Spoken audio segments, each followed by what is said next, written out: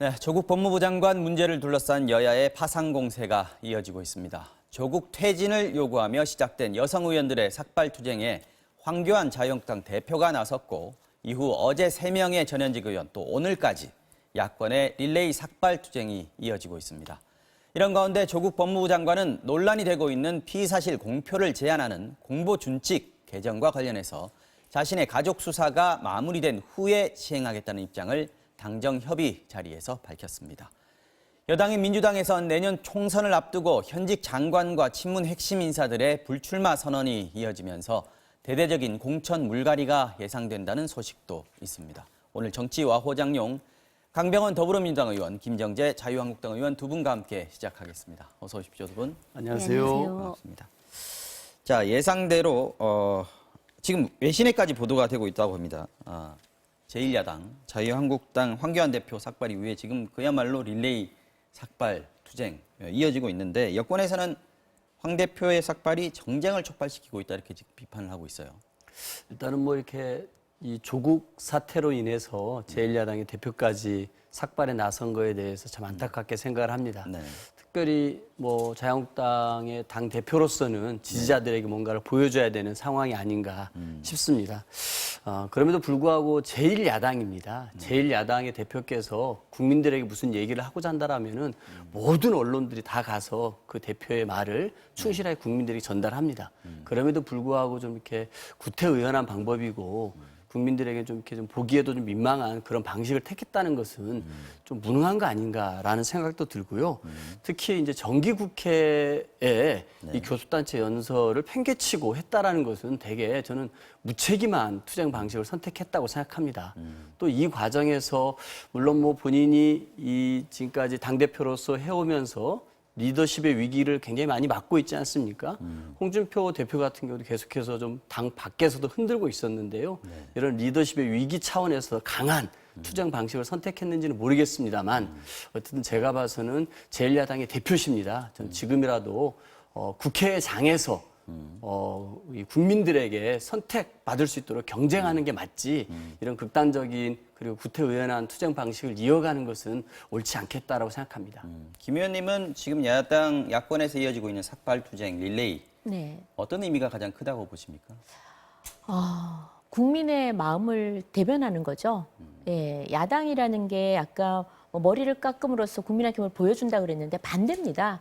지금 성난 국민의 마음들, 그러니까 소위 민심을 읽어달라는 거예요. 이번 추석에 갔을 때도 조국 임명을 어떻게 할 수 있느냐, 도대체 야당이 뭐를 했느냐라고 뭐 정말 질타가 쏟아졌습니다. 그래서 국민들은 지금 이런 위선과 거짓으로 가득 찬, 그리고 그 피의자로 소환될 가능성이 높은 이런 사람을 법무부 장관에 임명한다는 자체가 상식 밖이라고 생각하는 거죠. 그래서 이런 국민의 격노한 마음이 정말 청와대에도 전달이 되고 여당도 이걸 알아야 됩니다. 그래서 말로 해서는 도저히 안 되는 겁니다. 그래서 지금 행동으로 옮길 수밖에 없는데 소위 말하면 이런 성남 민심을 전달하기에는 저는 정말 대표의 삭발 정도는 조족지혈이다. 사실은 더한 것이 있다면 그것이라도 해야 된다라는 게 저희 야당 생각이고요. 또 이런 것을 지금 반증해 주는 게 지금 드디어 뭐 조직적으로 안 해도 저절로 지식인들, 특히 교수들이 지금 2,000여 명 이상이 지금 시국 선언을 하고 거기에 법조인들이 가세를 하고 대학생들이 자발적으로 지금 촛불 시위를 모든 대학들이 연합해서 한다고 합니다. 그래서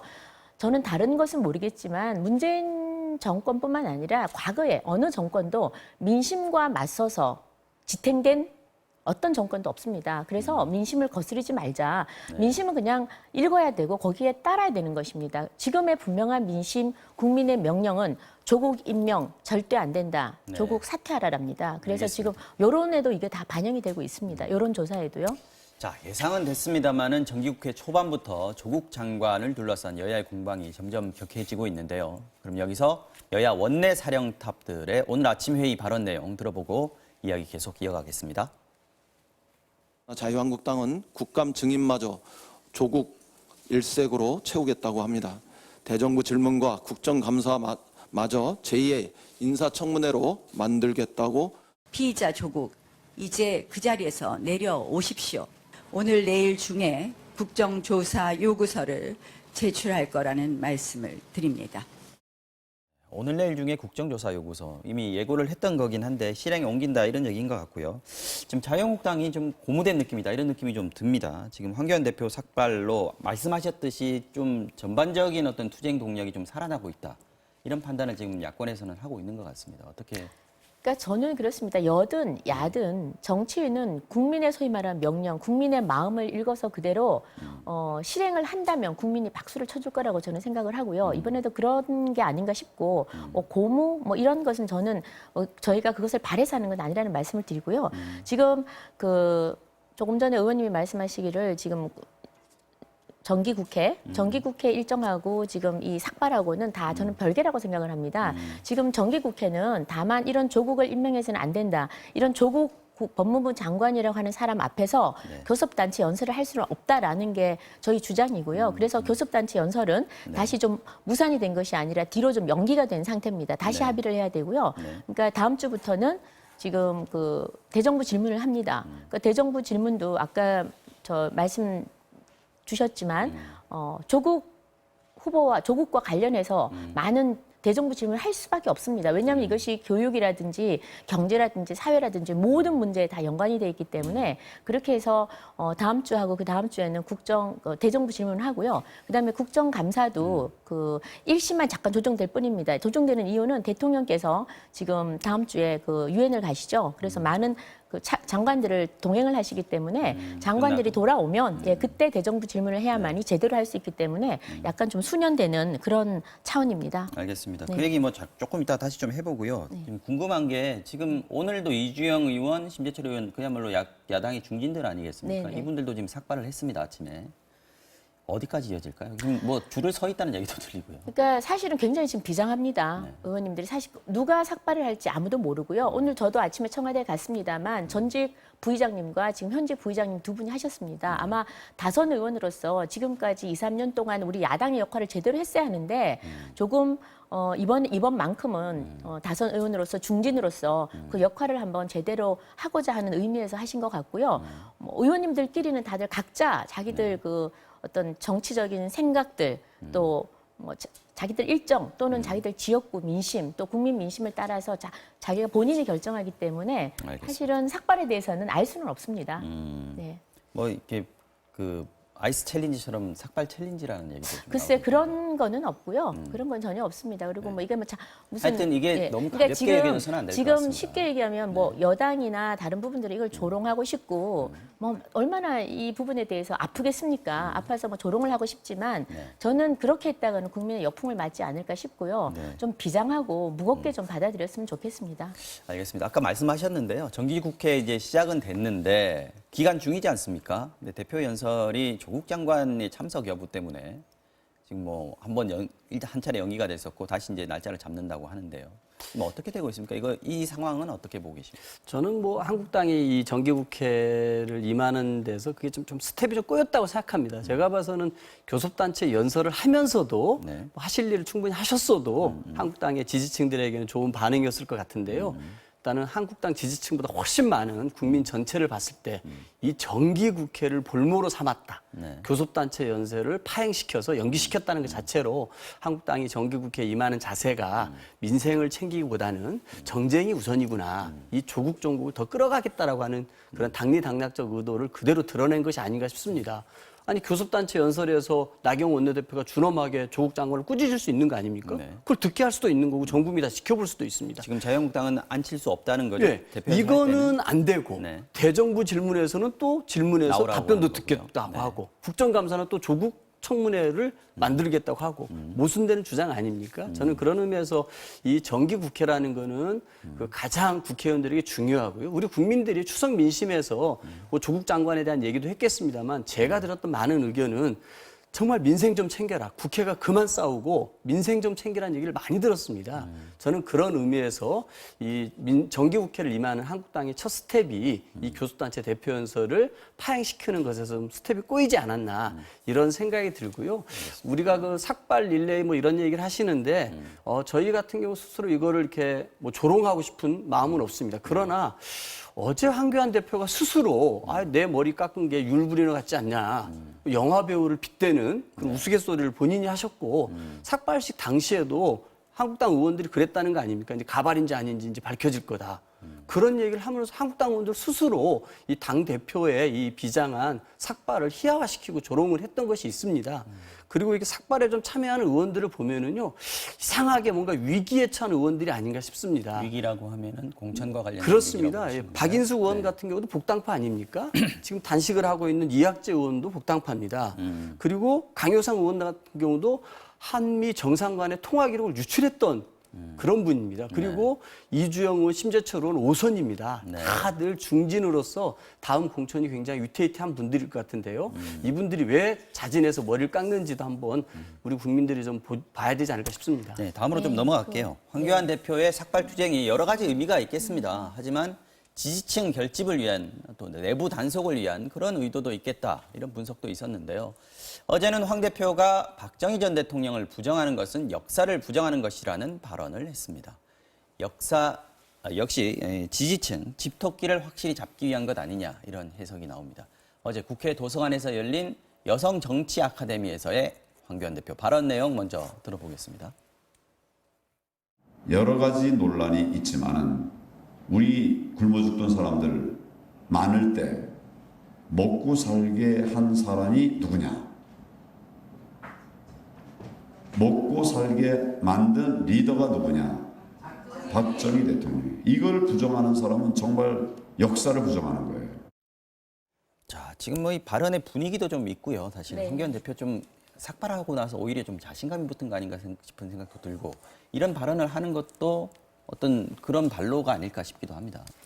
네, 뭐 오늘 발언하신 내용을 보면 네. 그 모든 정부에 대해 정부는 어떤 정부든지 뭐 정권이라고 하기도 하지만 공과가 있습니다. 네. 다 공과가 있는데 박정희 정권에 대해서도 어떤 독재 정권이라는 그런 폐해도 있기도 합니다. 네. 부정하지 않겠습니다. 네. 그럼에도 불구하고 우리가 부정할 수 없는 거, 분명한 것은 소위 말하는 가난했던 대한민국, 네. 전후에 가난했던 대한민국, 헐벗었던 대한민국을 오늘에 이르게 한 시초, 그건 아무도 부정을 못할 겁니다. 저도 60년대생이지만 저도 어렸을 때 새마을 운동 세대고 그 모든 과정 시골에서 자랐지만 다 지켜봐 왔습니다.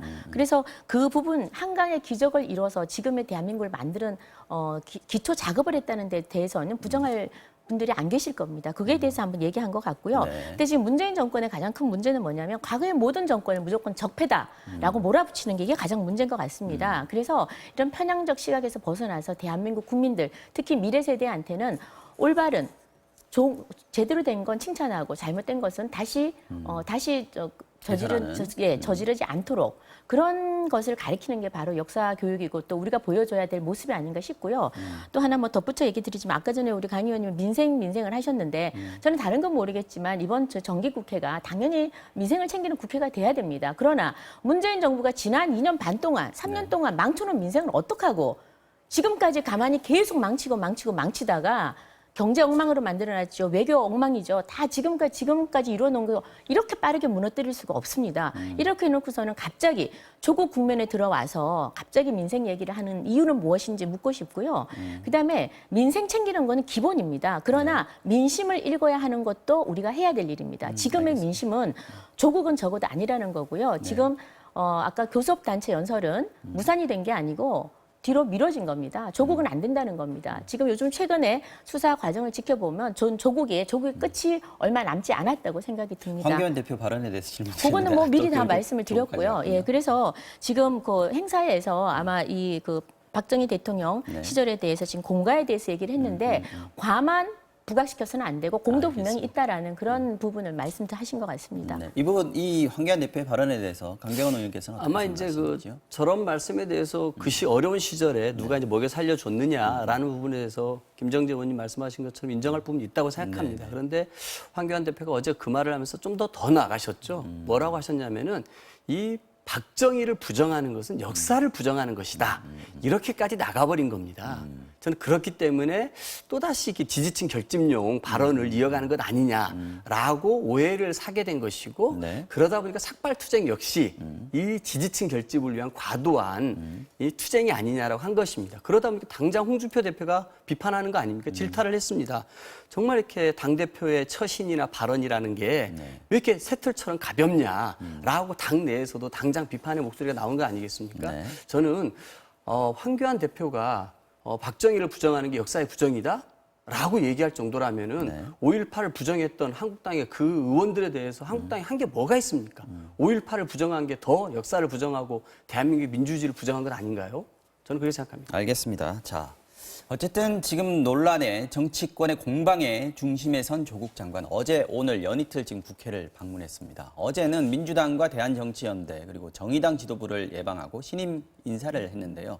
여기서 쓴소리들이 좀 나왔습니다. 어제 유성엽 대한정치연대 대표 그리고 정의당 심상정 대표의 발언 내용 들어보겠습니다. 과연 우리 검찰개혁, 사법개혁을 제대로 추진해낼 수 있을 것인지 오히려 검찰개혁의 걸림돌 역할로 하지 않을 것인지 내려놓는 것이 좋지 않겠냐 이것이 많은 국민들의 의견인데 무겁게 받아들이고 생각하겠습니다. 감사합니다. 또 개혁의 장애가 되실 때는 가차없이 비판을 할 것이다. 또 경우에 따라서는 과감한 자기 결단을 요구할 수도 있을지 모르겠습니다. 네, 유성엽 대표 같은 경우에는 장관직을 내려놓는 것이 좋지 않겠느냐라고 면전에서 직접적으로 얘기를 했고요. 심상정 대표 같은 경우에도 경우에 따라서는 자기 결단을 요구할 수 있다 이렇게 얘기를 했습니다. 조국 장관이 뭐 좋은 말을 들을 거라고 생각은 안 했겠습니다만 생각보다 좀 강하게 비판이 나왔습니다. 예, 그렇습니다. 아마 좀 장관 입장에서 굉장히 곤혹스러웠지 않았을까 생각이 듭니다. 그만큼 어쨌든 그 장관 임명하는 과정에서 국회의 질타가 따가웠고 우리 국민들이 조국 장관과 그 가족이 입었던 혜택에 대해서 굉장히 좀 많은 질타를 보내지 않았습니까? 장관도 여러 차례 이 부분에 대해서 국민들께 본인의 이런 언행이 일치하지 않았던 부분을 사과를 했습니다. 아마 그런 부분들을 저는 우리 국민들에게서 신뢰를 얻어가는 것은 결국은 본인이 하고자 했던 검찰 개혁 이거를 성공적으로 완수해내는 것이라고 생각합니다. 그렇기 때문에 심상정 대표가 저런 말씀과 함께 국민의 신뢰를 얻는 사법개혁을 위해서 사직생의 노력을 다해달라 이런 취지의 발언도 하셨는데요. 저런 그 야당의 대표들께서 하시는 말씀에 대해 조국 장관께서는 검찰 개혁 이것을 반드시 완수하는 것으로 우리 국민들께 다시 신뢰를 얻어야 될 것이라고 저는 생각합니다. 한국당 바른미래당은 예방을 거부했습니다. 네.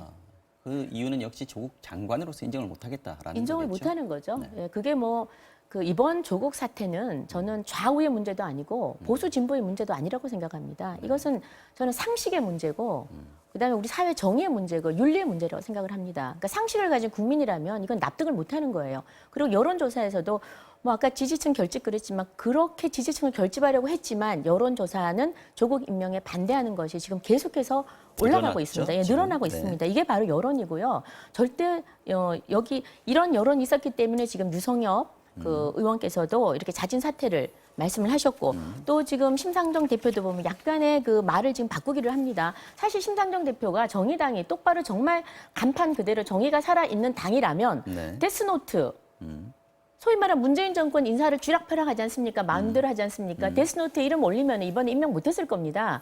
그런데 그 선거법 때문에 그 패스트트랙 자기 의석수 몇 개 더 얻으려고 이번에도 통과시켜 줬어요. 그때는 통과시켜 줘놓고 지금 여론이 점점 악화되니까 겁이 나는 거예요. 심상정 대표도. 그래서 지금 심상정 대표도 뭐 아주 말을 돌려서 뭐 과감한 자기 결단을 해야 된다라고 하는데 이번에 그 심상정 정의당이 이번에 조국 임명 이 과정에서 보여준 모습은 정말 거짓과 위선으로 가득 찬 조국 감사기였다. 그런데 여론이 나빠지니 여론이 악화되니 이제 슬쩍 다시 조국에 대해서 약간의 비토로 가려고 하지 않나 이런 느낌이 들고요. 보물 드는 느낌이다. 네네 지금 그렇습니다. 그런 느낌이 들고 그다음에는 뭐 당명을 바꿔야 될 처지에 됐으니까요. 그러나 한국당과 바른당은 초지일관 이런 장관은 안 된다 그런 입장입니다. 알겠습니다. 네. 자, 수사 내용 잠깐만 좀 보겠습니다.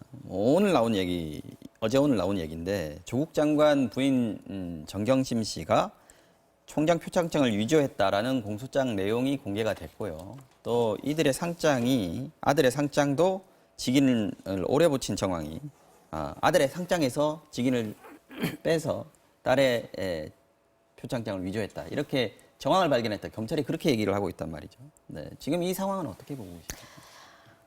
정말 초월, 상식초월 이런 상식초월이 없습니다. 예, 정말 저는 왜 이 교수쯤 되고 조국 교수의 부인, 이분도 교수 아닙니까? 우리 사회의 최고의 지식인층입니다. 그런데 이 사람이 왜 그 압수수색 전날 번거지 모자를 쓰고 그렇게 PC를 빼돌리려고 했는지 저는 이유를 잘 몰랐습니다. 그리고 또 집에 있는 그 PC를 누구를 시켜가지고 또 하드를 다 교체하려고 했고 이런 걸 왜 했는지 몰랐는데 이제야 지금에서 이제 알겠습니다. 이번에 보니까 이 표창장을 그 안에 위조를 한 거죠. 위조를 했는데 그 위조한 것을 감추려고 은닉하려고 지금 PC를 빼돌리려고 했던 거죠.